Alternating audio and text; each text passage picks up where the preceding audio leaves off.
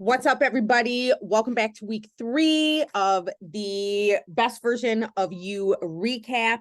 And these 2 chapters are probably some of my favorite chapters because these 2 things, when I started to learn them, these were the things that really changed things in my life around and went from really theory to practical action. So the last couple weeks, we've really been diving and learning about the heart voice versus the head voice.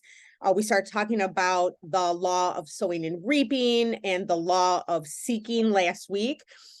But this week, when we started to read chapter 6 and 7, we started really to look at what are tangible things that we can do in our life to help really start to make progress. And if you know me for any amount of time, maybe you listen to the Mama Collective podcast, and you've heard me talk about this, the whole goal, and you know my mission and my vision is really, I want to help Christian women, especially moms, move from this area of just surviving in life to thriving in life. And so when I learned these tangible tools, these practical applications, which we're starting to go into with these 2 chapters, when I started to apply this is when I started to notice things in my life start to change. And so, again, maybe you're like, oh, I just want to encourage you. If you find yourself feeling like, okay, I'm behind, I haven't caught up on this, I haven't posted in the group, like there's no right or wrong, right? I want you to ask yourself, are these questions, are these beliefs that I'm having coming from my head voice? Are they coming from this place of fear, from scarcity, from the past, from lack, or are they coming from my heart voice, the voice of possibility and hope and future and potential? So chapter 6, we're just going to dive right in. Chapter 6 is all about puke goals. And you might be like, that sounds really gross. What is a puke goal? I don't even like to puke. Why would I want to set a puke goal?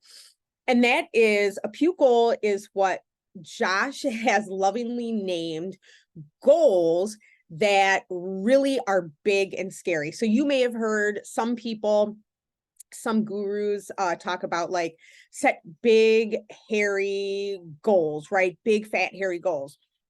And Josh just took it and he just renamed it the puke goal. And if you read the chapter, you know why he called it a puke goal. I've worked with Josh. Gosh, like I said, this is my Rafi will be 6 this year. And I was pregnant with him when I started working with Josh. I had just gotten pregnant. So about 6 years, maybe 6.5 years. And I remember when hashtag Let's Puke Together came out. And that really was because he was challenging us to really like step out of our comfort zone, step out of that head voice and into our heart voice and set goals that really scared us. So the whole point of having a puke goal is creating a goal that is going to make you work with urgency, right? The thing that sets successful people apart, hi Cheryl, the thing that sets successful people apart when it comes to reaching their goals in their life is really the sense of urgency. And it's finding out what you really, really want, right? It's finding out what really drives you. And last week, when you read chapters 4 and 5, you started to craft this vision, this life vision. What do you want your life to look like? If circumstances were perfect, and again, doing those exercises at the end of each chapter, that helps you apply what you're reading to your life. So by now you should be like, okay, I have a really vivid picture of what I want for my future. And these puke goals, these big, scary goals help us to create this urgency where we're not stressing about what we need to do or, you know, working so hard that we're running our fingers, you know, working our fingers to the bone and things like that. But what this urgency is really finding out what you want and giving yourself a deadline that scares you just enough to start taking that action. So for me, this is a very common thing that you could probably relate to. And I'm going to go to weight loss because I think weight loss is something that most people can go, oh yeah, I can relate to that. When it comes to weight loss, think about a time where maybe you were like, I'm going on a vacation, or I have a wedding to go to, or you have a reunion to go to. And in your mind, you're like, I want to feel incredible. I want to look good in what I wear. Or this is a fun one, is like the revenge kind of weight loss, where like maybe you have a breakup with somebody and you were like, well, I'm going to get them back. And you start to lose weight and you're like, I'm going to feel good and I'm going to look good and rock this dress because I know I'm going to see them at such and such event and I'm going to make them jealous. Those kinds of things, they spark the sense of urgency, right? And how many times have you been like, okay, I have a wedding in 3 months and I want to lose 30 pounds. And now you have this urgent deadline because it's coming up in 3 months. And you start to notice that you get a little bit more focused and you start taking action that helps you get to that goal. That's what urgency creates. And also, have you noticed that if you have an urgent goal like that, that sometimes once you hit that goal, then you start to kind of coast back and go, okay, well, I hit that goal. Now I'm just going to kind of take my foot off the gas and just, you kind of like, I'm going to have this, I'm going to have this beer. I'm going to have like this pint of ice cream. And you start going healthy-ish instead of really dialing it in, because now you don't have that sense of urgency.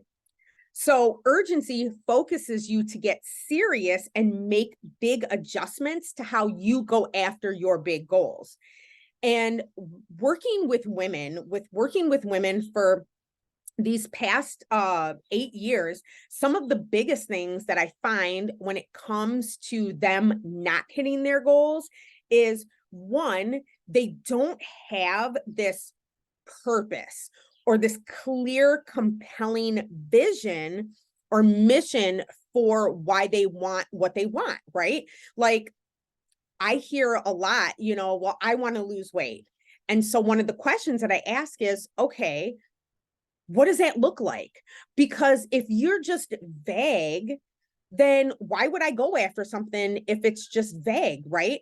But if you get clear and specific and it has a deep purpose, and a lot of times you have to ask more questions, either of other people, if you're a leader, or if you're a leader, we have to be able to ask ourselves these questions, right? And say, okay, what do I need to do? Why do I want to lose weight? Okay, well, I want to lose 30 pounds because I'll fit better in my clothes. Okay, well, why do I want to fit better in my clothes? Okay, well, I want to fit better in my clothes because gosh, when I feel better in my clothes, I can wear other clothes, like, right, I can fit into my jeans again, and that'll make me have more energy. Okay, well, why do I want to have more energy? Well, I want to play with my kids again. Okay, well, why do you want to play with your kids? Well, because, you know what I mean, when we start really asking ourselves these questions, start going layers deep, that helps us create that clear sense of purpose. And now we have a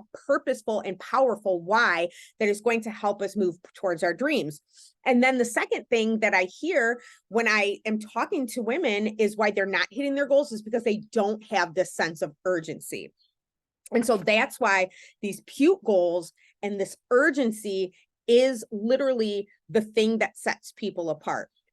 Now, having urgency creates 3 things. And again, this is all in chapter 6, so I won't really go over it because I know either you've read it or you're going to read it. It creates focus, it breeds creativity, and it demands ownership. And Josh uses this analogy a lot about if your house was on fire. And it goes, you're driving home from work and it's just another day, and you start, you're on your way home, you pull into your neighborhood and you start to see this smoke. And you're like, oh, I wonder what's going on. So as you get closer to your house, you start to realize that it's your house that's on fire. And you pull up to your house, you're like, my house is on fire. You drive up on the grass, you're like, I don't even care about my lawn, nothing like that. And literally, you were like, I don't know where my keys are. But when you see that it's your house and your kids are in there or your husband's in there, you will bust through that door. You will do anything it takes to get in that house, right? That's urgency. But he says, now imagine that you're driving home and it's just another normal day. You left your keys and you don't know where your keys are to get in the house. And so now you're like, what do I do? You're not going to go busting through the door, right? You're most likely going to get on the phone and you're going to call the locksmith and wait there, or call somebody to come help you.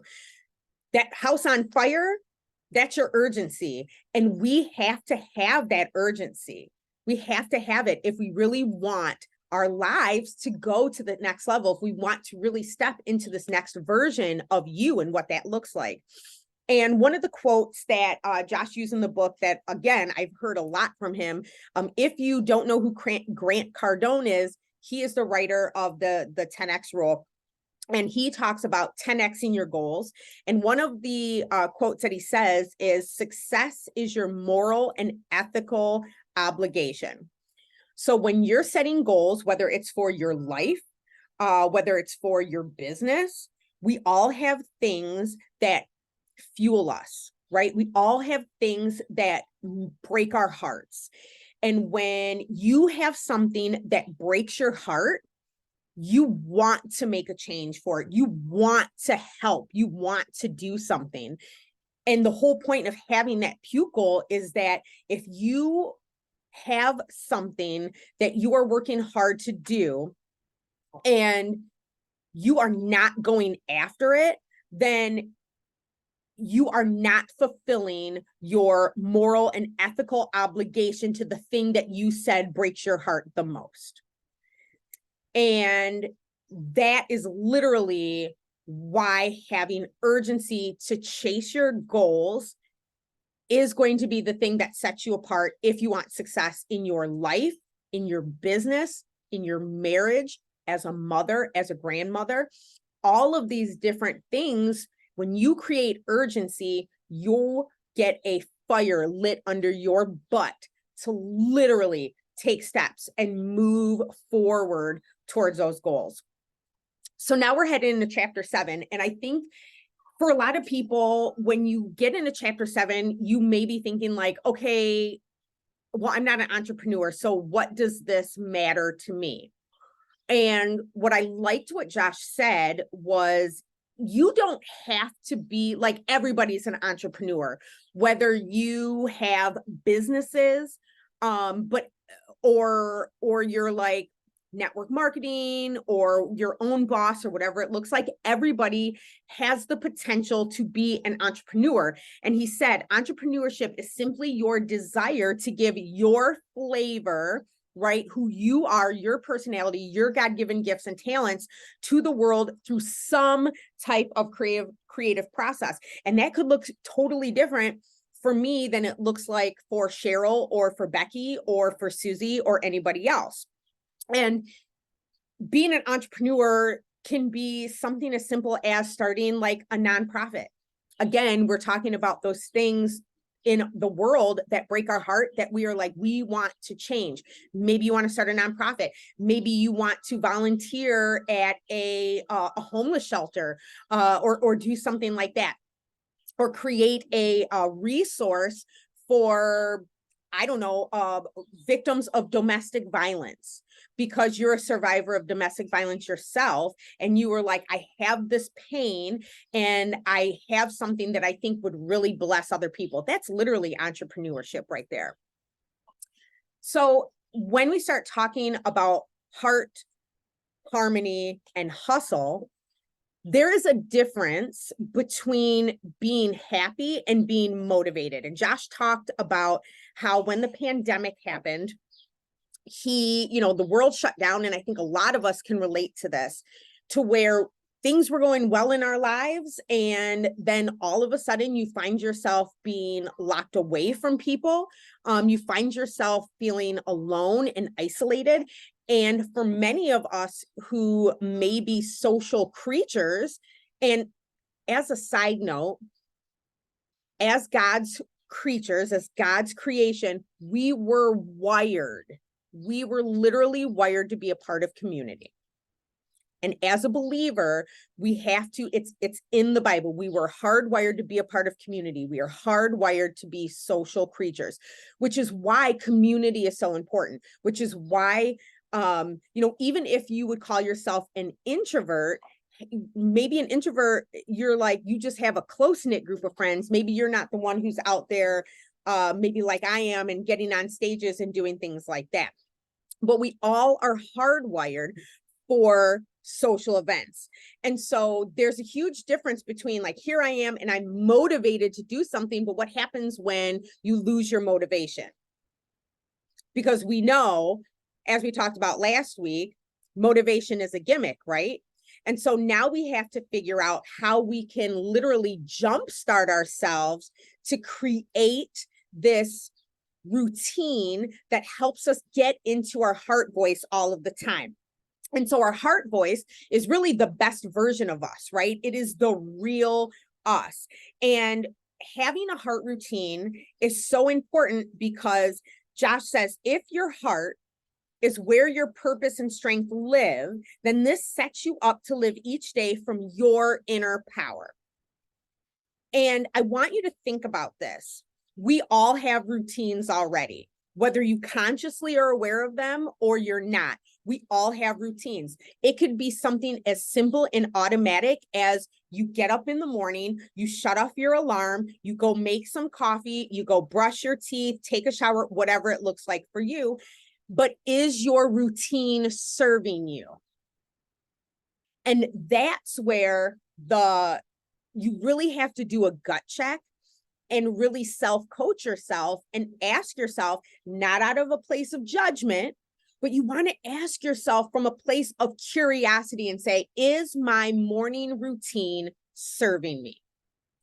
Is what I do every morning preparing me for my day?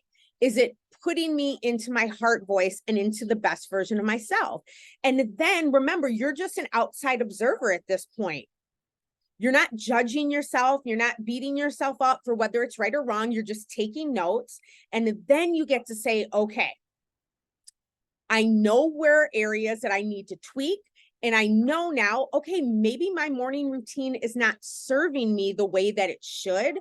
Maybe there's areas that I can tweak and improve. And Josh has a couple things he shares in the book, but really it's going to be a routine for you that helps bring out your heart voice. Now, for me, one of the things that I like to do is I wake up in the morning, I go get my pre-workout. That's like a mandatory for me. And I like to go into the playroom. It's away from the other side of the house. So I can't really, the kids won't come out and do anything. My husband's in the room. I'm not bothering them. I get my Bible. I do some Bible study while I'm drinking my Energize. And then I go downstairs, and working out is a part of my morning routine because getting my heart rate up makes me feel good. I feel like one of my inner motivators is feeling good. And I know when I finish my workout, I feel good. Even if I don't want to go down, I do it because it makes me feel good. Then I head down, I get the baby up, and before I get into any kind of work, I have to sit, I grab my Rise Up Book of Proof, and I start to write down, what are things that are happening for me? Oh, I crushed this morning's workout. I start to purposely look for the things that are going right.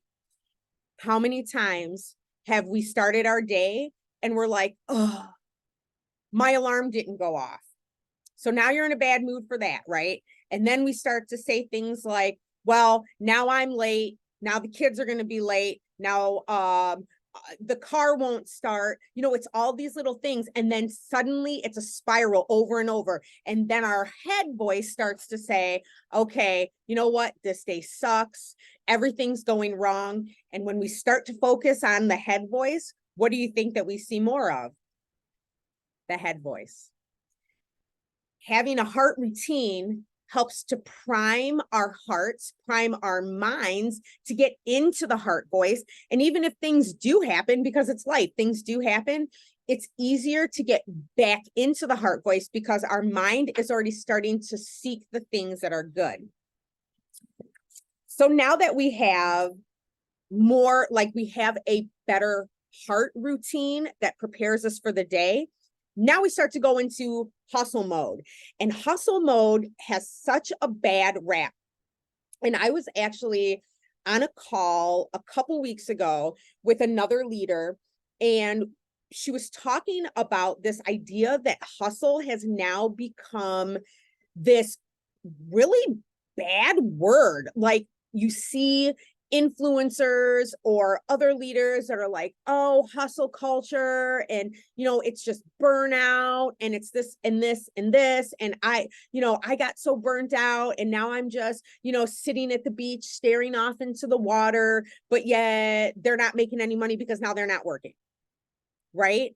And so hustle, everything that we say has power when we give it to it, right? When we speak it out.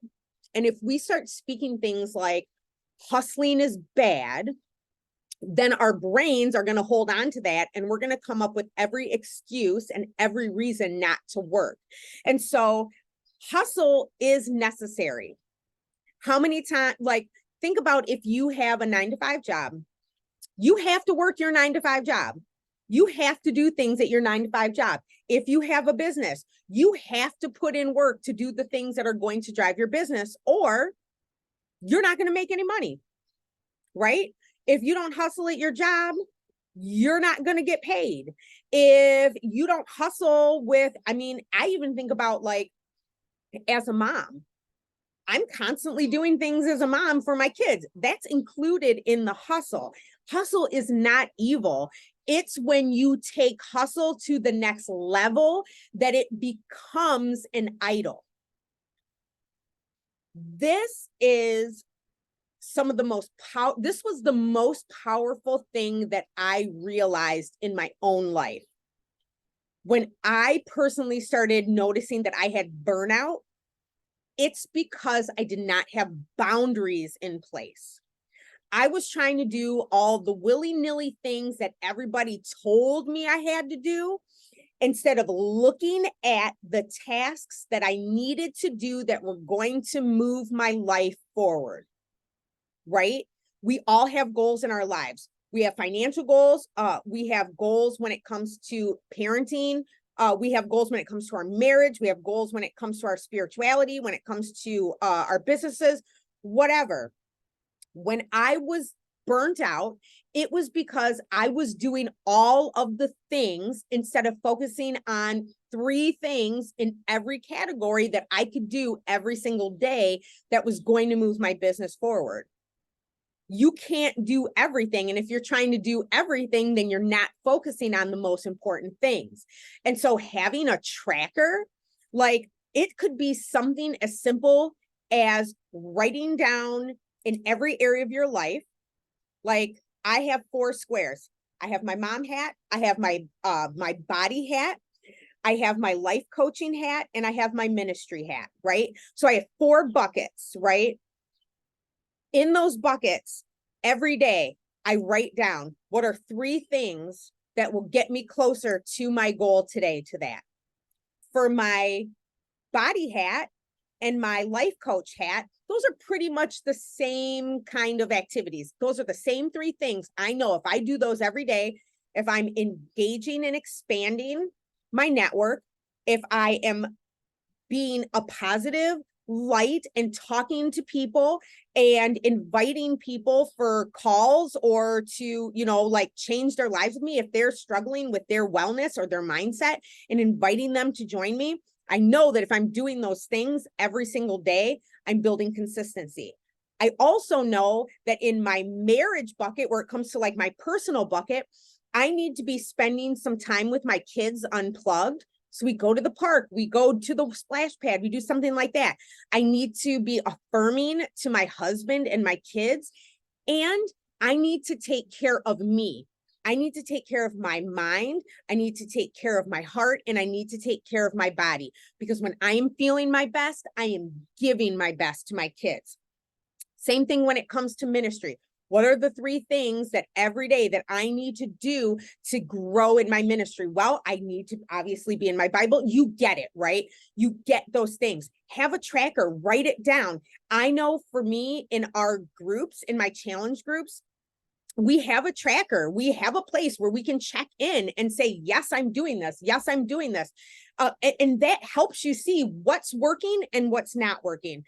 And then the second thing that you have to have when you are getting to hustle is you have to have clear boundaries. You got to be able to set an end goal and be done with it.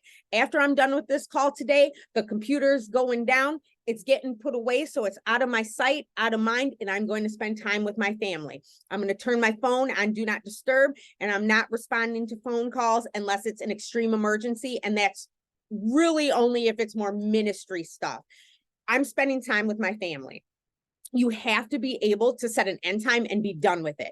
I have seen, and this has been me, where I've been like, I'm done with work, and then I'll pick up my phone again, and I'm looking at messages, or I'm calling people, or people are calling me at like 8 o'clock at night, and I'm like trying to answer their messages. Now, when I'm not reinforcing my boundaries, then I'm always thinking about work. I'm always thinking about other things instead of where I need to be at that time. And then the third thing is releasing that hustle energy with trust affirmations. Josh gave an awesome one in the book. Make sure you go check that out.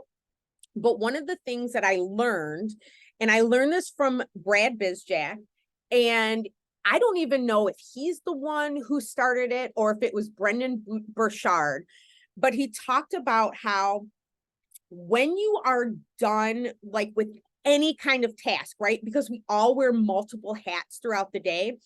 Before you leave a task and start another one, you have to literally release that energy from that one task before you can step in and be present to the next one.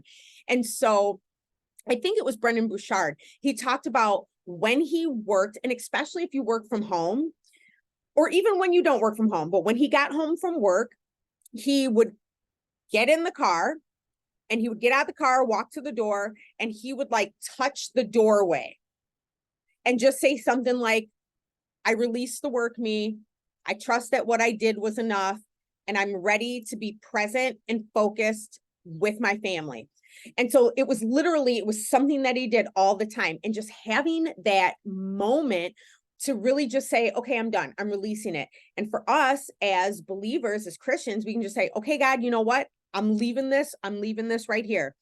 I'm letting my hands go of it so that I can like now be present with my family, which again, once you release it, then you're letting all of the junk go, and you can step into the next like task, the next moment, being your best for in that moment. If you hear banging, by the way, the baby just went into the playroom and I'm right by the door. So you may hear him banging or yelling at me. And then the last part, this harmony part. Harmony is really this idea of saying, I think a lot of us go, well, I want more work-life balance. I want more work motherhood balance. And the truth is there really is no such thing as balance. There really is no such thing, because that would be assuming that life is like, if I give 50% in this area, then I get 50% in this area, and it all has to even out. When in reality, like we have to be 100% all of the time.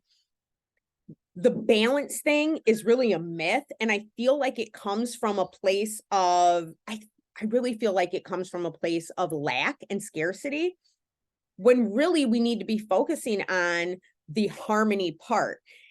And it's just understanding that all of these different pieces of our life, all these different hats we wear, all of these different things and levels of attention, they just like, these are all going to differ. Like, again, when I get off the phone or when I get off this call, it's mom time, right? If I was like, I want perfect work-life balance, that's just not going to happen, because there's some seasons in my life where I'm like, it's hustle mode, where I'm spending more time maybe on my business than I am. it's going to sound weird, than I am with my family. And that's intentional, right? Where I'm like, hey, you know what, John, these nights I have to do stuff at night so that I can really, really focus in on my business so I can hit these goals, because these goals are going to help our family. And that's where John comes in and he does this. But then there's other seasons of life. Like I just had a baby last year, and last year was such a growth time for me to understand this harmony part, because I literally was not in a place where I could focus on the hustle. I was sitting here like, I have to focus on my family. I have to focus on a newborn. I have to focus on now trying to figure out life with a newborn, a 2-year-old, and a 4.5-year-old with special needs, and trying to make that work. And so the seasons of life are going to look different for you. And it's really just knowing those seasons, giving yourself grace, but then adjusting it, and then saying like, okay, how am I going to recharge? How am I going to get creative and not just check out? Because that's what happens when people burn themselves out. They just check out. You've seen the people, and maybe you're like this too, because I know I'm like this. When I feel burnt out, the first thing I do is I grab my phone and I start to play a game on my phone. And I'll be on there for hours. I will literally be on playing this game for hours. And maybe it's Netflix for you, right? But that may recharge you in a sense. But I also know that my body, my heart, is being recharged and refueled when I am enjoying nature. I'm sitting out here on the porch today and I am like, yes, like this feels good. This is recharging me. I know that when I am in a place where I am just being creative, laughing with people, taking time out with my family, finding those things that really bring me joy and refuel my spirit from the inside out, that's harmony to me. Not just checking out where I'm like, okay, I'm just going to go be a mindless zombie on my phone or on the couch for hours and thinking like, this is really refilling me, because it's not. So that was, let me see. I think there was like one last thing on here that I highlighted that I wanted to change, that I wanted to share. Okay. So one of the things, this is what Josh said that I felt was so good, and something that I think we forget a lot. Josh says, the goal is to be successful in business and in life. And that's why he teaches and lives out the heart, hustle, harmony formula. Because Tony Robbins says that success without fulfillment is the ultimate failure. You can be successful and you can make 7 figures and still have a rotten soul. You could still be miserable and be a millionaire. But if you are truly fulfilled in life, that means you're making progress. Your vision is starting to come to life. You have this mission that is reaching out into the world and helping people. You're taking care of your, recharging your mind, recharging your body, recharging your spirit and your soul. And you are literally spending time with family. How many millionaires or people that you know that are quote unquote successful, but maybe they have like broken marriages or they have broken relationships with their kids?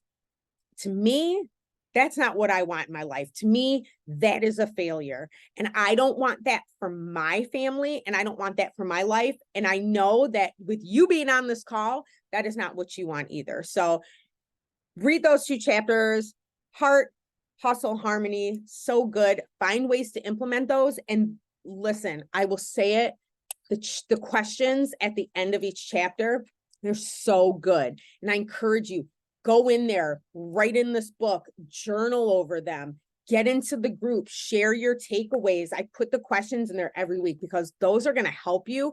Those are going to that is a community where we get to grow together. And it's literally like, have you ever been around people who you have that same energy of like, I want this for my life. I'm going after this. There's a whole different energy when you're around a group of people who are like, yes, I am in this. I am showing up. I'm going to do what it takes. Than when you're around people who are like, oh, good for you. I'm here, but I'm not really doing it.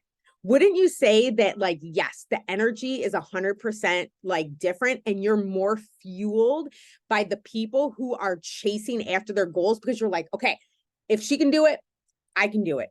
I can see what they're doing. I can add my own thing. We can brainstorm ideas. We can collaborate. It's just a whole different vibe. And that will literally help you get closer to your goals too. So that's enough for me. I'm going to open it up to some hot seat coaching.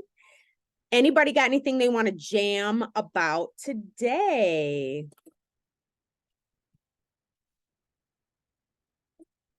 Cheryl, Susie, anybody want jam?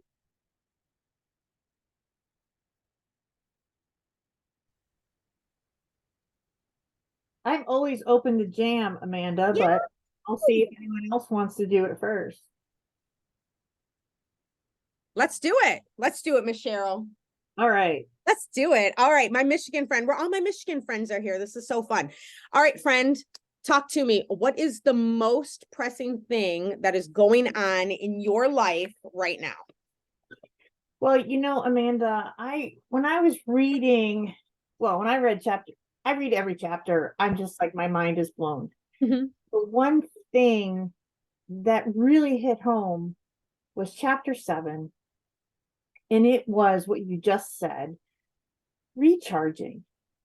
And I was reading the book and I thought what I think was recharging for me, which was sitting in front of the TV for an hour and completely zoning out. And I thought, that's recharge. That's filling me up.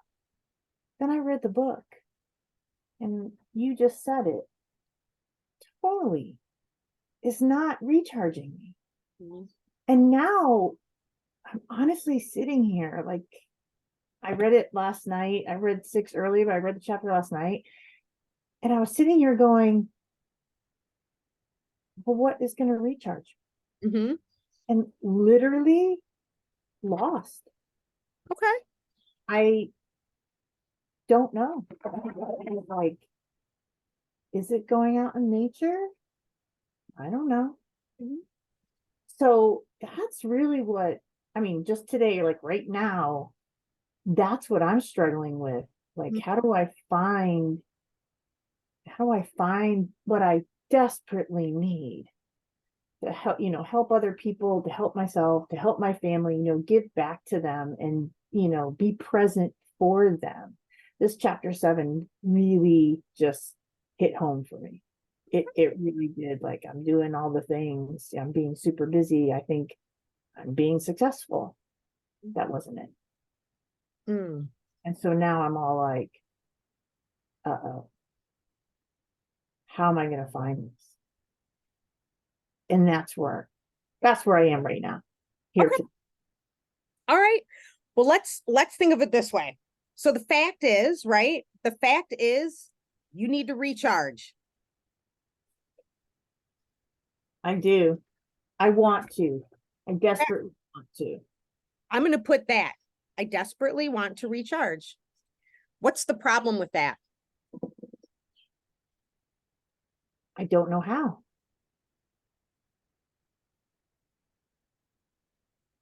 And when you have this feeling of, I don't know how,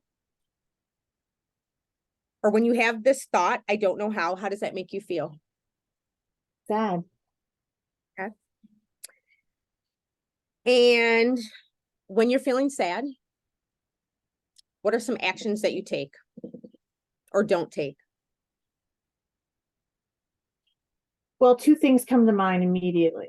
First thing is when I'm sad, I would get busy. I would get busy. What does that look like? I'd be like, okay, well, let me go out to dinner with a friend.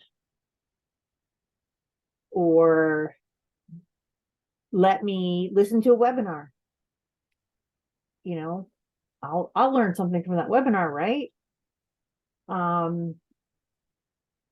Yeah, when get sad, or the other one is I'm disappointed. I'm disappointed. Like, how come I'm sad about that? That just kind of sounds ridiculous.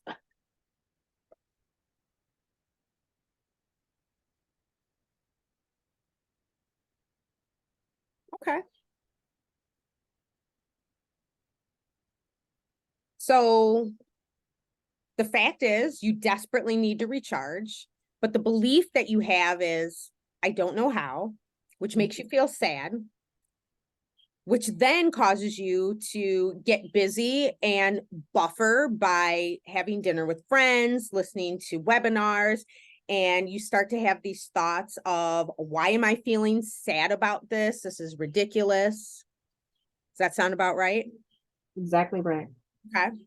So can you see that that belief of I don't know how causes you to have that feeling of sadness, which causes you to take those disempowered actions that literally manifest and reinforce that belief of I don't know how? I see it. I absolutely do. I'm creating that. I'm creating it. You're exactly right. You are creating your own reality right now. So let me ask you this, because it sounds like this is something that you want to change. Am I right? It is. All right. So let's think of it this way.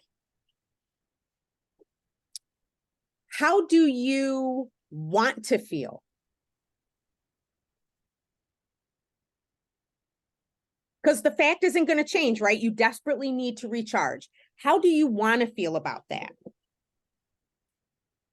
Well, I want to recharge. I want to feel good. I want to feel that I am present for my family, and I'm present for myself, whatever that activity is.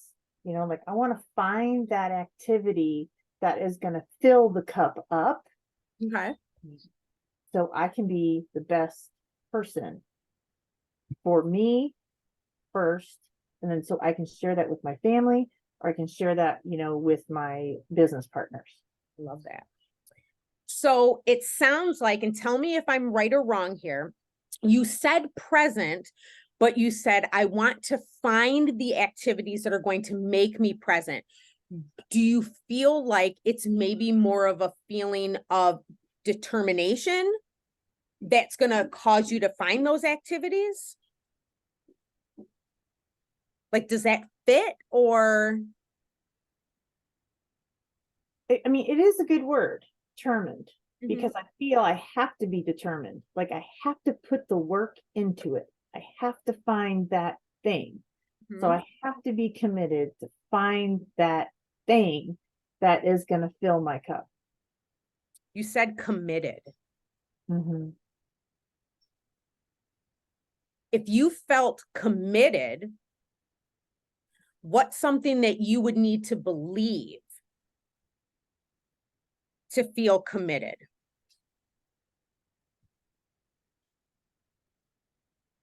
Well, I guess I'm not quite sure. I'm thinking, if I was committed, what I'd have to believe. If I was committed, I believe I did it. I did it.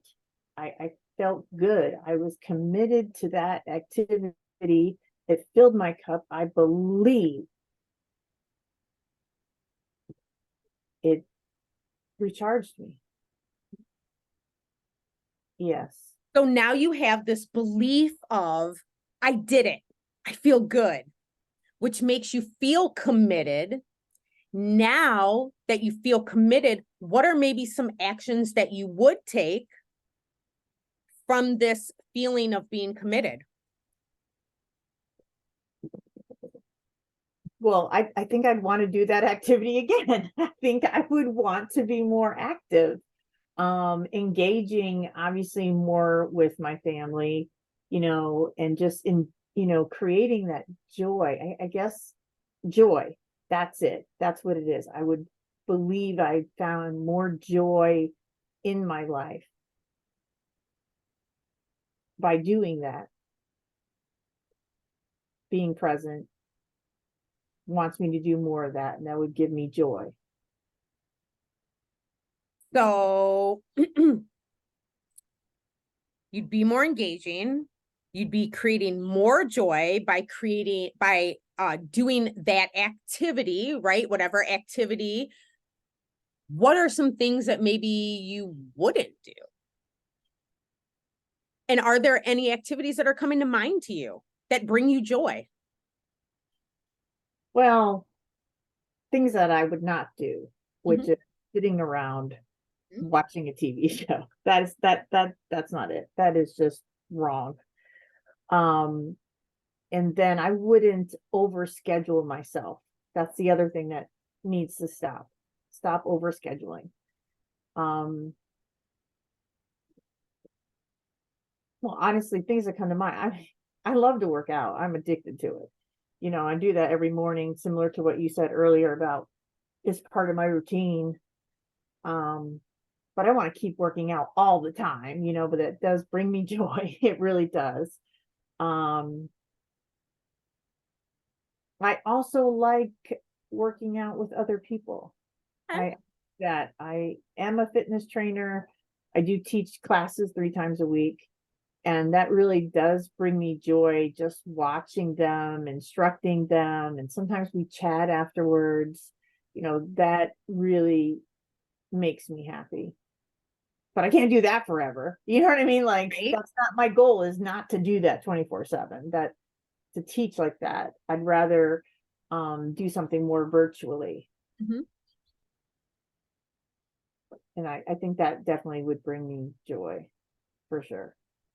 Doing something virtually. And I don't know, I know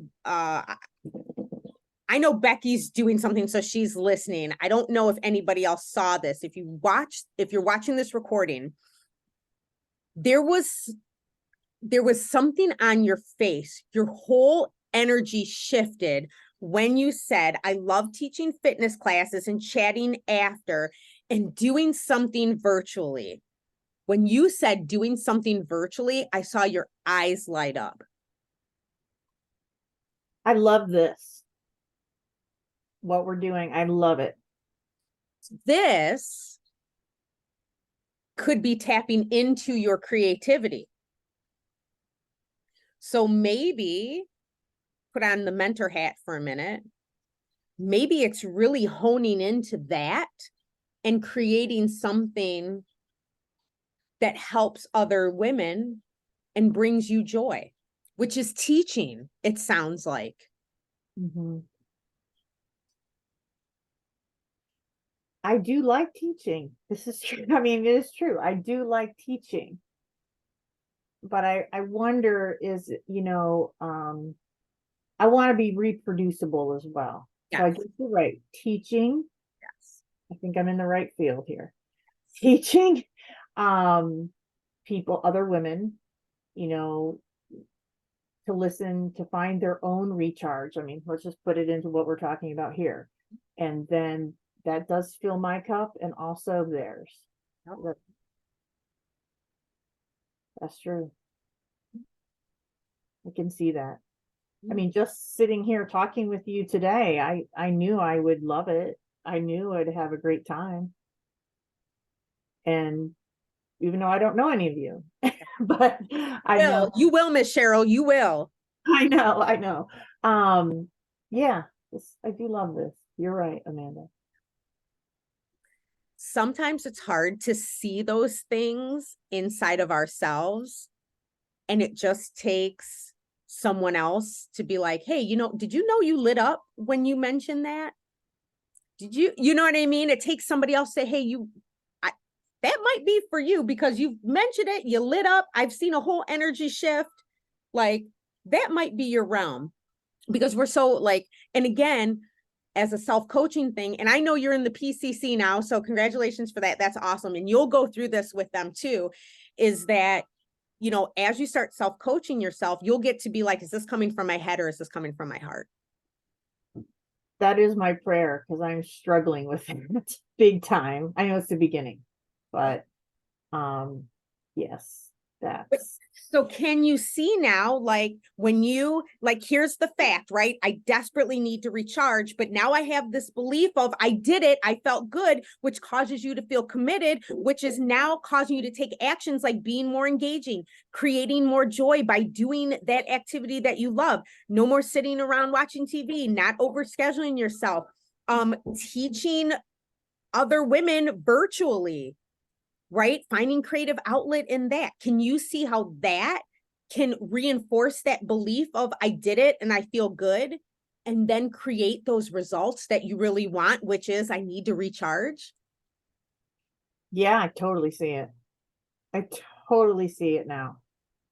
I mean, I always knew that, I leave my fitness classes and I feel like I'm floating, Hmm? but I never knew kind of what to do with that, because I would just always run off to like the next appointment. Yep. So I need to rethink that, reframe it.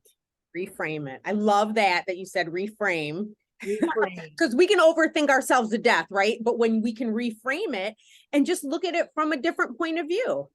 Yeah. And now you're tapping into your heart voice. And now what does your heart voice say about that? I did it. I did felt it. good. I feel fantastic. And now I'm going to use that power, to recharge myself Yes. and to move myself forward. Yes. Yeah, I love it.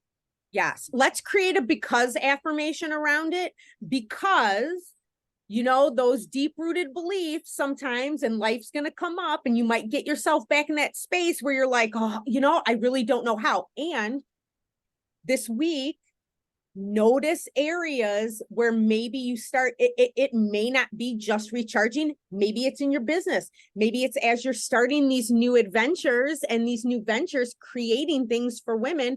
When your brain starts to go, I don't know how, let's come up with the because affirmation that can help us kind of rewrite that, right?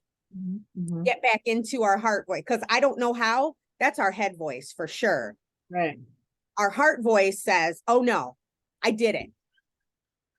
So let's do it. Let's do it. Let's come up with a because affirmation. So you're familiar with the book and how the process goes. It goes because, and then a heart voice statement, and then we put action behind it. So I want you to come up with it, and I'll jot notes. And if you get stuck, I can help. Okay, this part I struggle with, but I want to say because I did connect and teach other women, I felt recharged. That's kind of copping out there, but I felt moved. I like that one. I felt moved in my soul, which created joy in my life. And I was able to shine that joy with everyone around me. All right. I kind of took some notes. Well, good, because I can't remember that. That's okay. So I love what you said when you said because I did, but you put an action where there should be heart voice. Ah, okay. So let's think of what your heart voice just told you. When you think of like, what would God say to you when you said, okay, because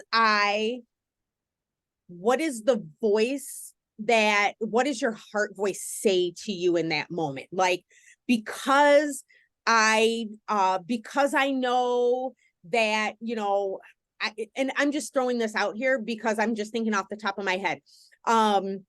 Because I see unlimited potential in my life, I am connecting and teaching other women and feel moved and am shining joy with everyone around me. But like, where is that heart voice? Like, what does the voice of potential say to you? That was a great explanation, and I'm struggling.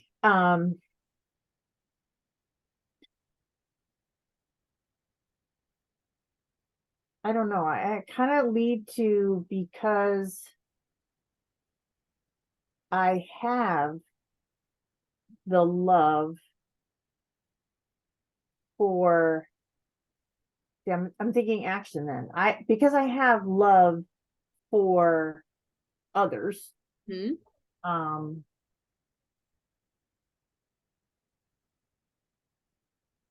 yeah, let's think.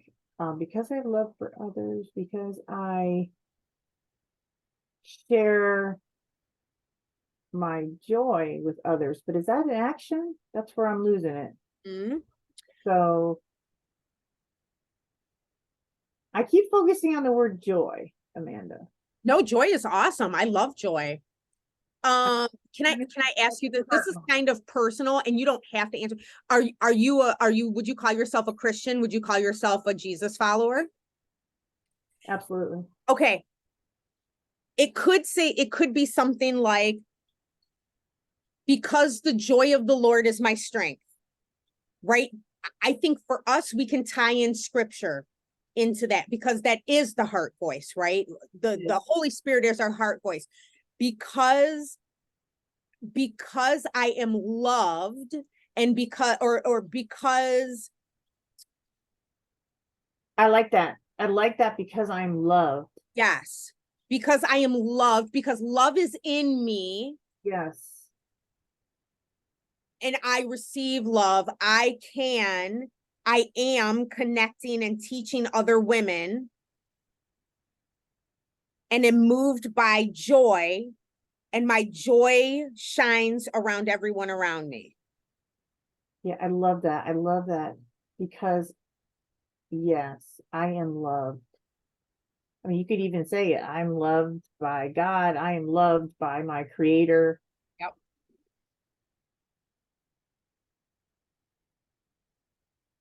Yeah. Because So I am loved by God and because I am loved by God,